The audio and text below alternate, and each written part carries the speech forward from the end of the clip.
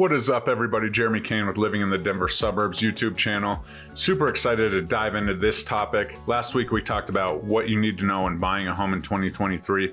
Now we're talking about what you need to know when selling a home in 2023.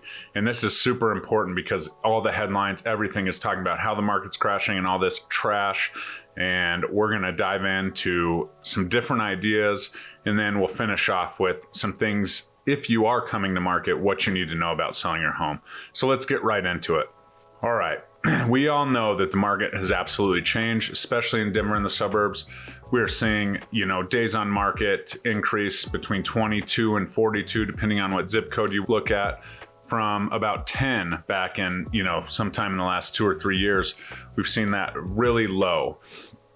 And what that really means is that, buyers are out there. Maybe there's a little bit less buyers in the market right now because of that, shock to the interest rates that we saw over the last, 8 to 10 months. And now we're really looking at, okay, the whole picture. And as a seller, that matters for sure.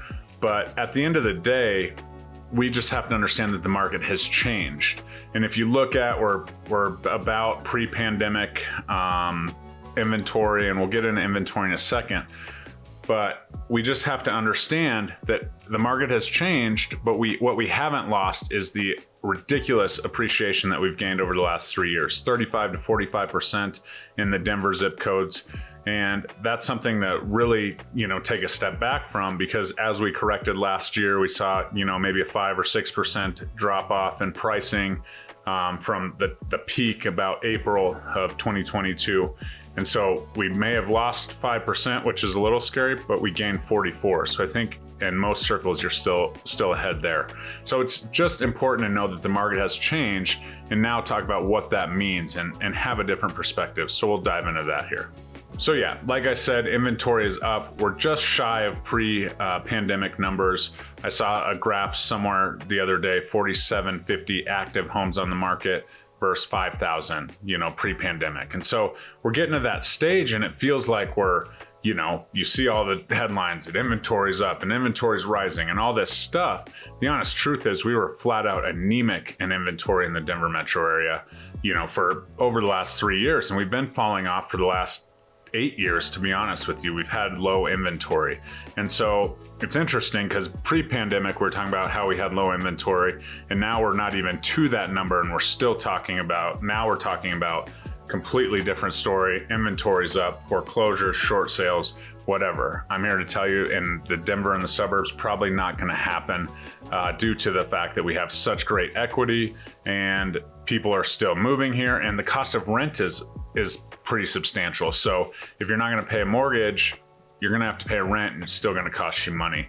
So that inventory thing is going to be, something that's going to help us, kind of right the ship and flip this appreciation thing back over, as well as, the Fed stop raising the interest rate so quickly and things like that. Now, I will tell you that the Fed rate is not directly correlated to the 30-year fixed rate. That's for a different video, but there's all kinds of different things going on right now with the short-term, 3-2-1, 2-1 buy downs. If you're interested in that, we can definitely check that out right here in this video, but I'm not going to talk about it too much. What I'm going to talk about is the inventory and the crisis that I see coming about. As mentioned, those super low interest rates, people are locked in, whether they bought over the last 2 years or they maybe refinanced into these really low rates. A lot of people between the 2s and 3s and 4s, and I don't know if we're going to get that low for a little bit here. And so there's a lot of people that are going to be looking at, maybe moving up, and see that, that interest, obviously when you're moving up, your home price is going to be up, and that's usually, you can handle that. But now that you're having that interest rate that's, we have not gotten used to, because we've now gotten used to this low interest rate that affects our payment a lot less than this higher interest rate that we're seeing. And so people are going to not put their homes on the market. And what, people that want to move or have growing families or whatever, they're going to be like, well, should I rent it? Because that interest rate that they're locked in at is so dang low that it's almost a deal, to rent, and you can cash flow pretty easily with that interest rate factored in. And so there's going to be less homes coming to the market. And with that said, we're going to see, we're still going to see the population. If you've missed some of my videos, our population numbers are massive in the, first time home buying range, 30, 33, that population, that is huge. And so as you look back at the history, every time that population is up in that age group, you see the real estate market kind of go up. And so we're still going to see those people that are coming to the market, not to mention all the buyers that have been feared out over the last 6 months, but priced out over the last 2 years before that. And so eventually they're going to throw their hands up and be like, okay, I'm coming to the market. That mixed with a huge population of incoming home buying ages is going to really bring demand to the market. And there might be a couple of people that decide, oh, maybe I'm going to rent or whatever, but I'm telling you right now that demand's coming. And where is that inventory going to come from?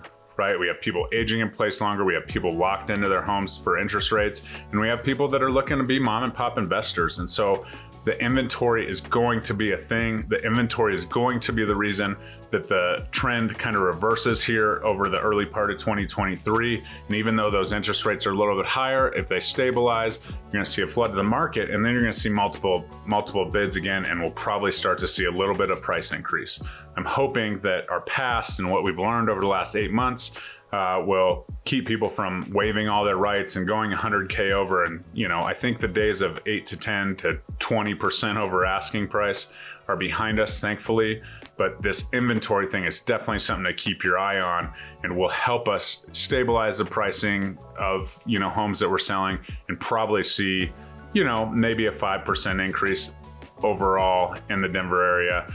Average is 6%. I don't think we'll quite get there, but keep an eye on that inventory, as that's going to be a story. And when you see these fear-mongering headlines, think to yourself, well, if the demand's coming, there's no supply, what's going to happen to pricing? It's going to stabilize. We're not going to see a major crash. We're not going to see a ton of foreclosures.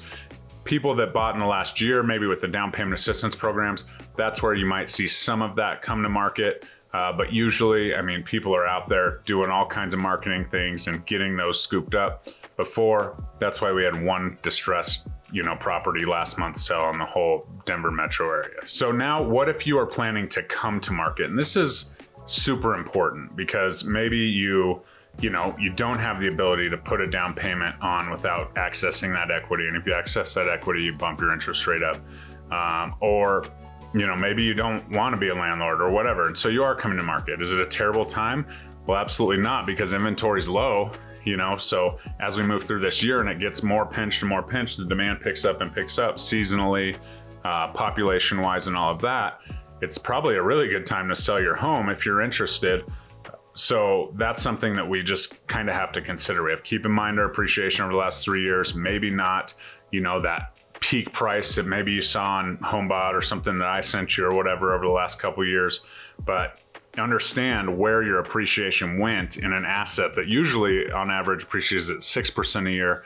It was more like 12 to 15% a year during the last couple of years. So that's the first thing to know.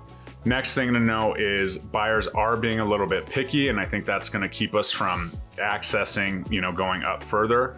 But if the buyers are picky, you got to be ready to go. Maybe making those smaller improvements, especially if you're early on in the year, painting, keeping things nice, updating flooring, light fixtures, all the hardware, and then staging is super important. If you're staging a home, you're going to show up as perfect as you can that first time. When someone walks through it, they're going to fall in love.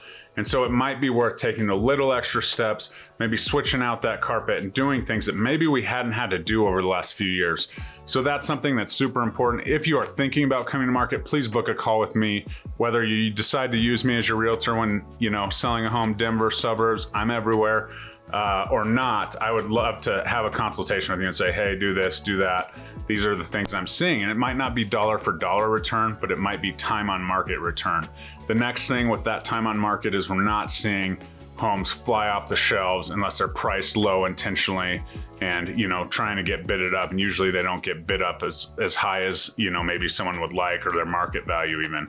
So homes are lasting on the market, like I said, 22 to 42 days in most zip codes. Doesn't mean they won't sell over the weekend, but understand it might be a little bit longer timeline. We're not seeing the 40, 50 showings per weekend, at least yet in our Denver market.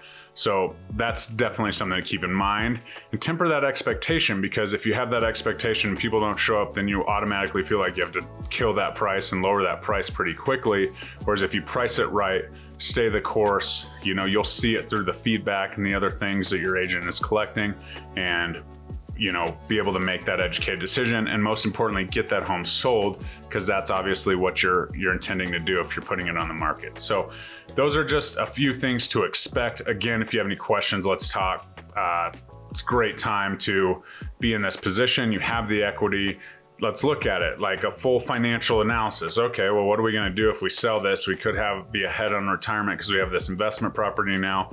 What's that look like for our payment on this side, and all of the things? So we take it all into consideration. Like I said, I would have never sold my first house that I bought if I didn't have to, and I wish I didn't actually at this point, but we did it. It is what it is. We're doing pretty good. So would be happy to have those conversations with you and really dive into the analysis about your situation. So thanks so much for tuning in. Just know that 2023 is not doom and gloom, the very worst time in the history to sell your house, like some of those headlines are saying. We'll talk to you soon. Bye-bye.